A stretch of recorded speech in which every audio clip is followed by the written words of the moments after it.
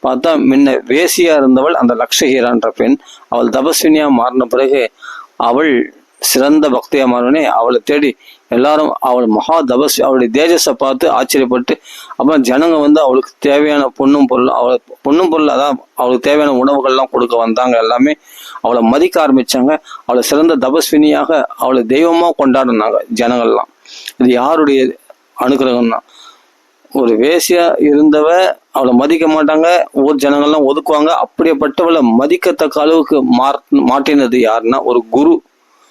யாரு? நாமாச்சாரியா ஸ்ரீ ஹரிதாஸ் தாகூருடைய அனுகிரகம்.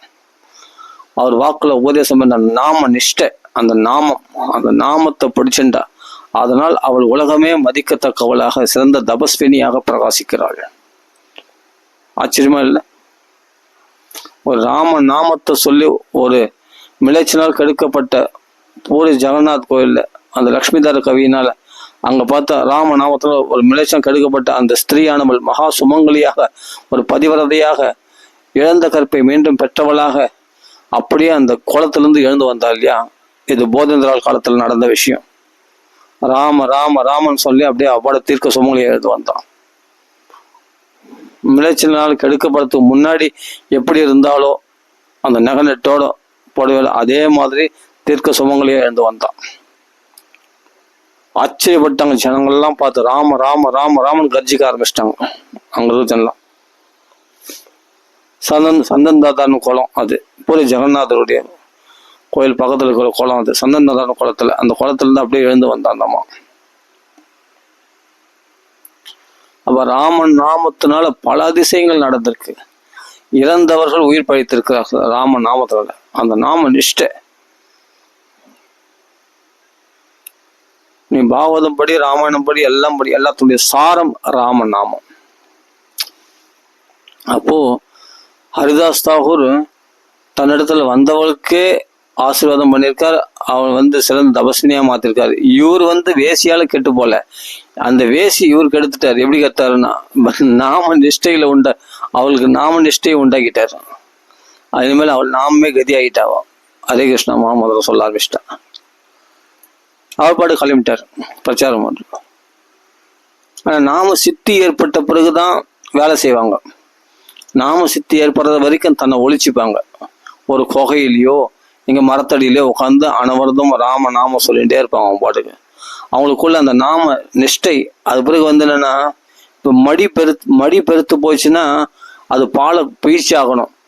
ஒரு பசு காராம்பசுக்கு வந்து மடி கனத்து போச்சு, அதுக்குன்னா நான் பால் பீச்சு ஆகணும். அப்போ என்ன பண்ணுவாங்க, பாலை கறந்துக்க விட்டுரும். அப்போ மடி கணத்துச்சுன்னா அது வலி தாங்க முடியாது. அது மாதிரி இந்த தபஸ் அதிகமாயிடுச்சுன்னா, நாம தபஸ் அவங்களுக்குள்ள அதிகமாயிடுச்சு, நாம சித்தி ஏற்பட்டுச்சு, நாம தபஸ் அதிகமாயிடுச்சுன்னா அது யாருக்காவது கொடுக்க முயற்சிப்பாங்க. அப்போதான் பிரச்சாரத்தில் இறங்குவாங்க. அப்போதான் 4 பேர் அவர்கள் சுற்றி நிறைய பேர் நாமத்து. இப்போ ஹரிதாஸ் தாகூர் எடுத்த ஜனங்க அப்படித்தான் வந்தாங்க. வந்த உடனே அப்புறமா நாமத்தை யார் சொன்னாலும் உடனே பிடிச்சிப்பாங்க அந்த நாமத்தை. ஏன்னா உங்களுக்கு தபஸ் இருக்கு, நீ சொன்னா பழிக்கும், நீ சொன்னா அவங்களுக்கு பிடிக்கும், நீ சொன்னா அவங்க எடுத்துப்பாங்க, நீ சொன்ன பட்சம் அவங்க கேட்பாங்க. அவங்க நாம நிஷ்டையில் அவங்களும் நாம நிஷ்டர்களா மாறிடுவாங்க. இப்போ ஸ்ரீல பிரபுபாதா உலகம் முழுதும் எப்படி ஹரே கிருஷ்ணா மகாமந்திரத்தை எல்லாரையும் பிடிக்க வச்சுட்டாரு கப்புன்னு, கற்பூர மாதிரி புச்சிகிச்சு எல்லாருக்கும். எப்படி? ஏன்னா அவ்வளவு தபஸ் அவர்கள் இருக்கு. 64 மாலை ஒரு நாளைக்கு சொல்லுவார் அவர். சொல்ல முடியுமா? அப்போ தபஸ் சித்தி ஆகிற வரைக்கும் அவங்க வெளியே காமிச்சார். அதுக்கு பிறகுதான் அவர் பிரச்சாரம் பண்ணார். ஃபுல்லா அந்த தபஸை வெளிப்படுத்தும் போது ஒரு பூகமே வச்சுச்சு. உலகம் முழுதும் ஹரே கிருஷ்ணா கோயில் இனி உருவாயிடுச்சு. எல்லா மகாத்மாக்களும் அப்படிதான். இப்போ சமத்த ராமதாசர் வந்து ஒரு குகையிலிருந்து ஸ்ரீராம் ஜெயராம் ஜெய ஜெயராம் அந்த நாம சித்தி ஏற்படுற வரைக்கும் இருந்தார். அதே போல பப்பா ராமதாஸ் திருவண்ணாமலை ராமநாம சித்தி ஏற்படுற வரைக்கும். அதே மாதிரி யோகிராம் சத்துகுமார் கூட ஸ்ரீராம் ஓம் ஸ்ரீராம் ஜெயராம் ஜெய ஜெயராம் சொல்லி அவர் நாம சித்தி ஏற்பட்ட பிறகு அவருக்கு பார்த்தா ஜனம். அதுக்கப்புறமா எல்லாமே அவங்க நாம பிரச்சாரம் பண்ண ஆரம்பிச்சு. அந்த நாமத்துடைய மகிமையை தன்னாலே மக்களுக்கு தெரிய ஆரம்பிச்சிச்சு. அது வரைக்கும் தங்களை ஒழிச்சுப்பாங்க. இப்போதாங்க இந்த ஆர்ப்பாட்டம்லாம், இந்த ஸ்தாபனங்கள், கோயில்கள், இது மாதிரி பவன் நாமா சொல்றதுல ஃபுல்லா நல்ல விஷயம்தான். ஆனா கூட்டம் சேர்க்கறது, இந்த ஆர்ப்பாட்டங்கள்லாம்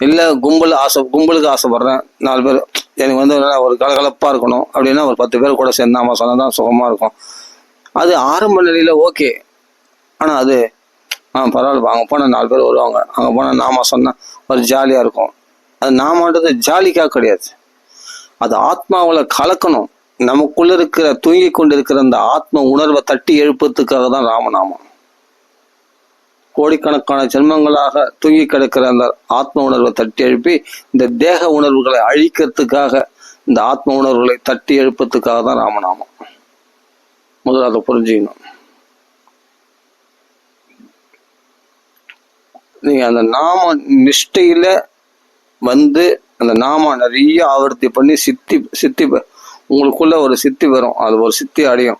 அதான் சொல்ல, காராம்பஸ் வந்து மடி பெருத்துரும், பிறகு பாலை பீச்சாதான் அது வழிதான். அது மாதிரி உங்களுக்குள்ள அந்த சித்தி வந்துடுச்சுன்னா நீங்க அந்த நாமத்தை 4 பேர்கிட்ட சொன்னீங்கன்னா அப்பதான் உங்களுக்கு திருப்தி அடைவீங்க. 4 பேருக்கு நீங்க கருணை காட்டுவீங்க. உங்களால 10 பேருக்கு நோய் குணமாகும், கஷ்டங்கள் நீங்கும்.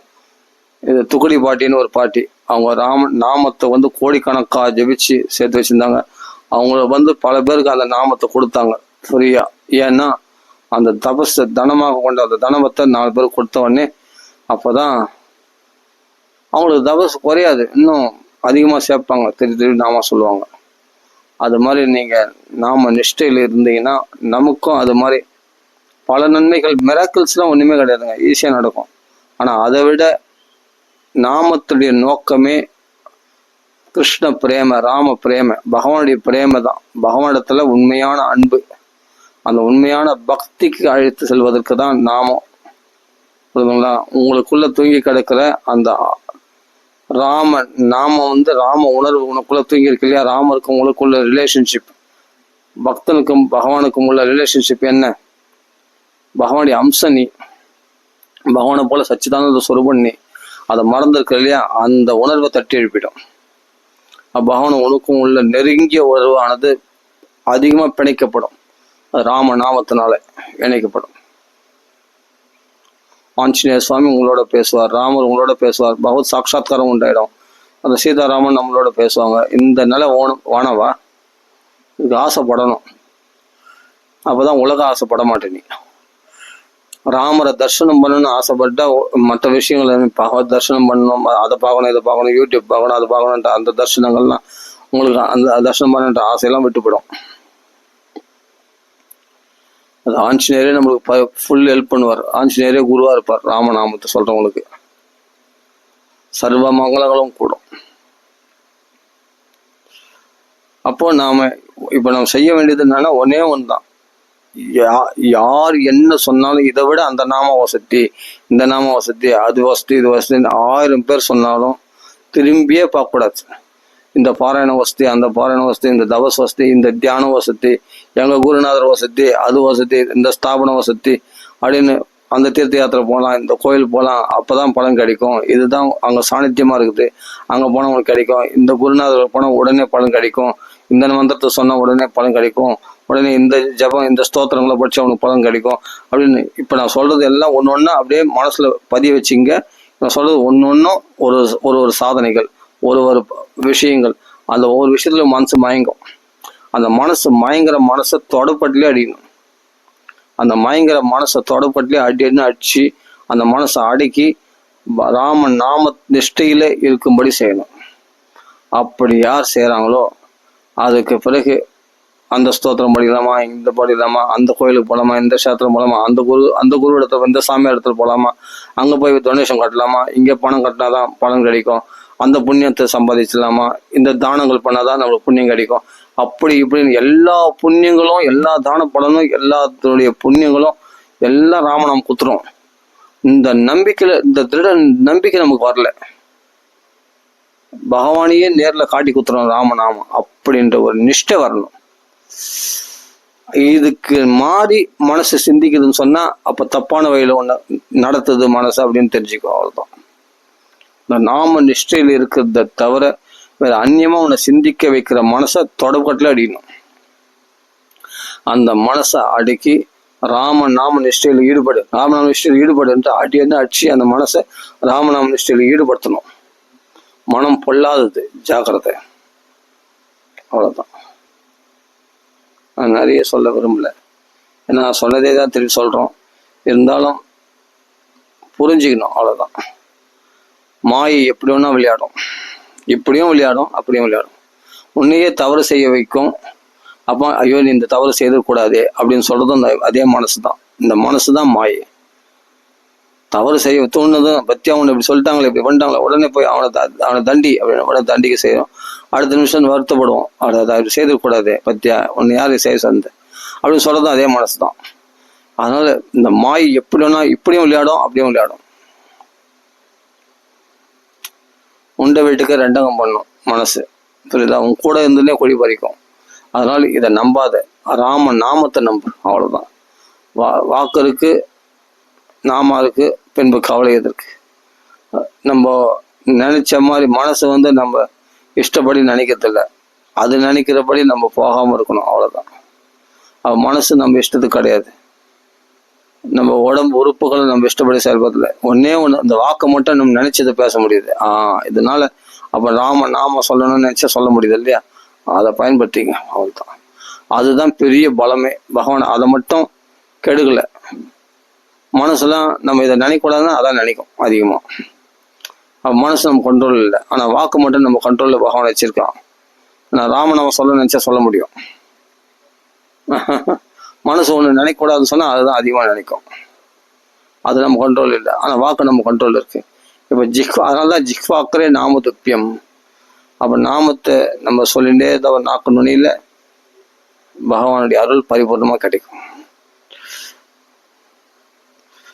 அதனால அங்க வச்சிருக்கான் பலத்தை நமக்கு.